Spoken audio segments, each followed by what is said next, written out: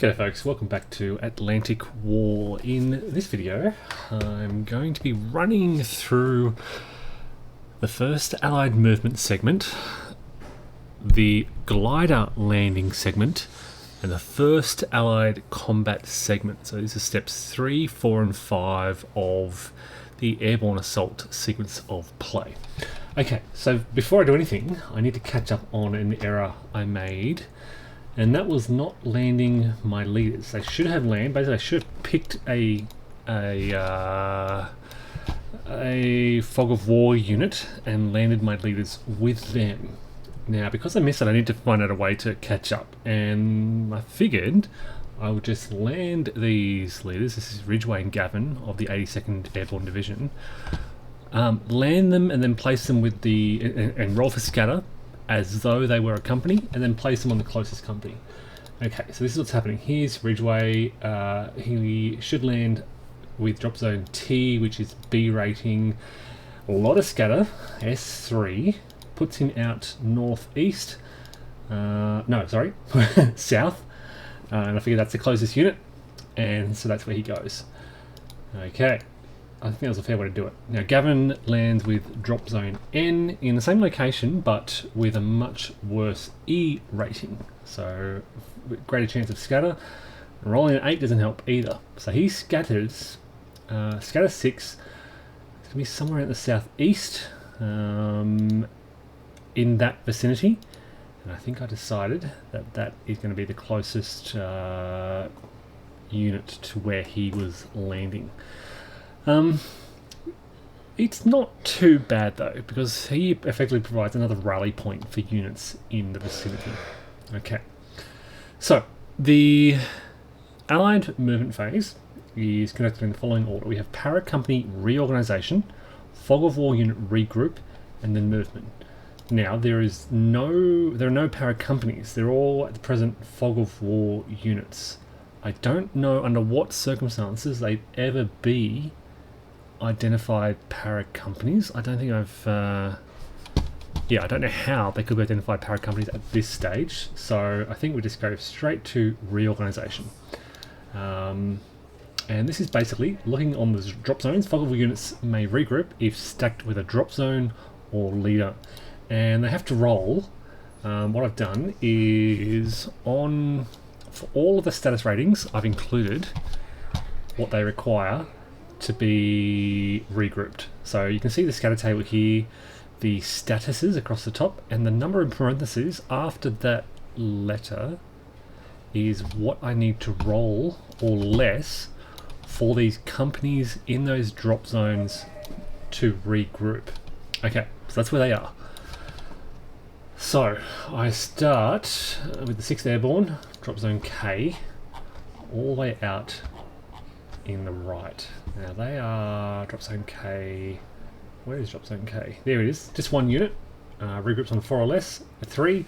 So it regroups, and we have our first company here. 8th para. There it is. Alright, drop zone N is in the middle. There's nothing on it, so there's no regrouping. And then drop zone V, which is an A rated, needing a 7 or less. And I just do these all at once. So 7 units, rolling from top to bottom. Only one failure, that 9, so the second unit from the top failed. So we flip all these units over. I can expand that. You can see we found 2 dummy units, 1 unit unknown, but we found 3 companies of the 1st Canadian para. That's really good. That means I can form a full battalion. A lot of strength in this area immediately. Okay, so remove those dummy units. Over now to the 82nd, and we're looking at drop zone T, which is a B rating. Okay, so it's decent. It needs, you can see here, T needs a 6 or less. And drop zone T is where this big stack is. You've got N and T in the same hex. And I've followed what Steve has suggested using basically you've got 2 drop zones in the area. My thinking is, and I think it aligns with Steve's thinking from LBW Strategy Gaming, that you use the better one. My thinking is, 2 drop zones, 2 points in this vicinity where men can regroup. So yeah, they have the best chances. So they need a 6 or less, 6 units. 50% success, wasn't great. I expected a bit more than that, but what have we found? So go through these, couple of dummy units, 1 dummy unit, 2 small companies, that's okay. Alright, things get better in just a moment. Drop zone O. Okay, so let's minimize this, gotta find drop zone O. There it is, just 1 unit. 4 or less, because it's C status, they fail. There's a unit, so this is that you can rally units with your leaders. That fails, but the unit with Gavin rolls what is effectively a 0 to succeed, but it turns out to be a dummy unit. So here I had Gavin, and I'm trying to think of a way to explain this, and I'm thinking, okay, so his headquarters basically a small group of men landing, thinking they're landing with a company, but in fact drifting out all by themselves, and they find themselves in the marsh alone. Okay, now we get to 101st, drop zone A, B ranking 6 or less. Now we have got, where are they? Yep, they're up in the north here. Alright, 5 units. There we go. All of them succeed. So they are flipped over. We remove the dummy units, and again we've got pretty much a battalion there ready to go. Okay. Moving down to drop zone C, which will be down here in this row. There it is. 2 units in drop zone C, needing a 4. Both pass. A dummy unit and 1 company there. Drop zone D now in the bottom right. 7 units, 2 fail. So if we find those, 2 units unknown, a dummy unit, and again the making of a full company there. We have got what are first battalion, 3 companies, and a battalion from the company from the 2nd battalion. So looking good for the 101st. They've got a lot of strength down here. Okay, so now we get to the movement phase. Now, in this special airborne allied movement phase, fog of war units can move 2 hexes. They must move towards a drop zone or a bridge hex site that they'll attempt to destroy. All other airborne units, so all these other companies that I found, have a movement of 3. So ignore the 6. They move up to 3 in any direction desired. Okay, so let's see. I'm gonna fly through this and explain things as I go. The other thing is units that start the movement hex in a marsh hex. So there's a unit up here. This unit here. There's no road, and units that start in a marsh hex that doesn't contain a road may not move. And this is really shocking. I'm like, okay, so how the heck do they ever get out of here? And I don't know the answer to that yet. There's that unit there. And there's this unit here.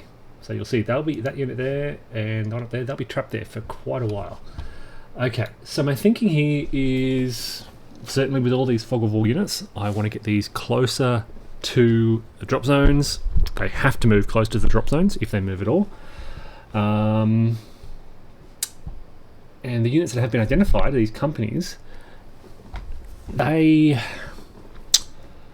going to try and block Germans coming in to disrupt these landings. So watch what happens as I start to move things. You can see companies, so you see the known companies are moving out to confront the Germans in the vicinity. There's no one else around here, so they're moving out to confront these Germans down here, whilst all the fog of war units are gravitating towards those drop zones. And I kind of prioritize them. Closest ones first. In a couple of cases, units were equidistant. So, okay, so the thing is stacking. So you can stack up to 4 fog of war units on a drop zone, plus the units that already, well, when units land there, they can exceed stacking when they land. Okay, so I'm trying to sort of count up to 4. You can see 2 drop zones, 4 stacked in the hex, and that's basically repeated throughout. I try to prioritize getting 4. This unit here, you'll see this activating in just a moment. They're going to try and blow this bridge. This is what they actually did historically. They blew that attempted to blow that bridge at Beuzeville, La Bastille, and Etienneville. They're trying to blow these bridges across the Douve River. So they tried to do that. We'll see the effects in just a moment. Moving a small company out to block that battalion, or the 1058th. Yep, they move out there. Bringing the unknown companies in towards my drop zones. You can see they try to stack there because that will let them regroup. Right, they'll be able to regroup in the next movement phase, and moving my companies out to block the Germans all around the I guess the boundary of this landing zone. So,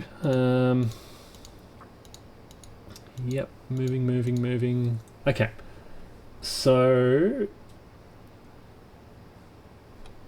here we go. This is the bridge attempt. Okay, so I'm trying to blow this bridge here, and you need a low roll. I think it's a 4 or 5 or less. I rolled an 8, so that's a failure, and that's the only bridge blown attempt that I make. There are no other units really in good position to blow any bridges at this stage. I briefly forgot about the 6th Airborne. I'll come back to them. So they do their movement, much the same, moving fog of war units onto the drop zones, and then trying to get the other units into a better position. Okay, so that's all done. Not much happening with the 6th Airborne, but now I get to glider landings. And glider landings are much easier. They still roll on the scatter table, but a -3 dice roll modifier, and they don't suffer from fog of war. So, Melville battery. Okay, so I'm going to do this. This is really tough. You need a 2 or less.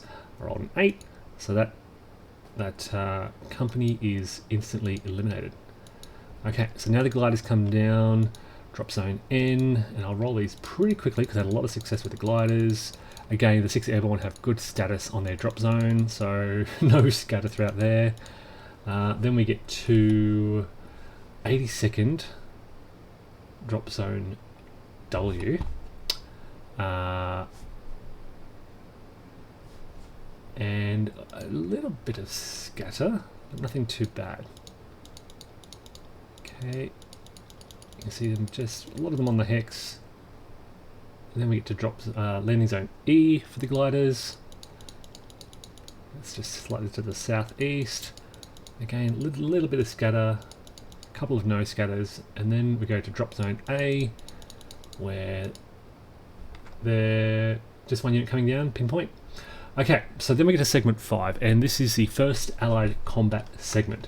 First attack is on 5417, which is this 6th Airborne. So we're down the 6th Airborne area, and we've got this little company isolated. I thought it would be good to clear them out of the way. So the way this works is you add up attacker strength from this hex. You add half their proficiency rating of a lead unit, so half of the best unit there is 4, plus a die roll, versus the defender's strength, half of their proficiency rating, which I think is 6. They're in the woods, so plus there is a little bit of wood touching the edge here, which I counted. And then the die rolls were 6 and 0, which is 15 versus 6, which is greater than the loser's proficiency rating. So they lose a step and must retreat. 1 step unit, they're dead, and then I can advance into that hex. Okay, which gets me off that LZ. Alright, now, next attack on 5818. I thought about giving this one a go. Okay, 1 step unit. Proficiency rating of 6, I have a 9. So I was thinking, okay, adding half of that, rounding up, is going to give me 6 plus a die roll versus 5 plus a die roll. Didn't quite go to plan, but because the difference there is not greater than my proficiency rating, I just have to retreat, no step loss. So a minor setback. Attack on 4903, which is way out now. We're looking at 82nd, 4903. Where are we? 49. This unit here, this Ost battalion. So I've got 1 airborne company with a good proficiency rating of 8 attacking this Ost battalion with a proficiency rating of 4. So my thinking was 1 plus 4, you can see the numbers in just a moment, 1 plus 4 plus a die roll versus 3 defense plus half their proficiency rating, and it worked out really well here. 13 versus 5 is greater than proficiency rating. They should have just lost a step. I think I eliminated them. No, hold on. Flip. They're two-step unit. Flipped. Yeah, so they should have been... That's right, I think eliminated. I think they're down to their last step. Yep, so they're eliminated. And I can advance, so I'm trying to move up to the beaches, basically. Then attack on 61-30. So this artillery Z-step unit here, pretty weak. 3 attacker plus half my lead unit PR gives me a 7 plus a die roll versus 1 defense plus 2 half their PR plus the woods plus their die roll. It's a success, which is greater than the difference is greater than their PR, so they are eliminated as well. And I can advance into that hex. And that's it for combat. I decided not to attack the big strong points and Wittgenstein nests throughout the area, nor the stronger battalions I can see in some areas. That's it. And that brings me, folks, to the first German, not their combat phase, but their first German movement phase. Okay. And if I can... I won't start log file just yet. Things... I don't know. I'm pretty happy with how things are going for the Americans. Again, the landings are looking really good. 101st Airborne, consolidated, got a good number of companies quite clear. Clearing these roads to the beaches. I've got these 5 units blocking the path of these units coming up from Utah, and I think I have the potential to clear them out. So basically, if I can get rid of a couple of these, yeah, it'll give them a clear road. For the 82nd, I want to consolidate around this bridge, so I want to stop any of these Germans from the 21st Panzer being able to push north. It could be scary. Okay, so they're half strength, they've taken a step loss. They're half strength, they've taken a step loss. So a couple of little companies in between. We'll see how things go, and I'll report back soon. Thanks for watching, folks. Take care.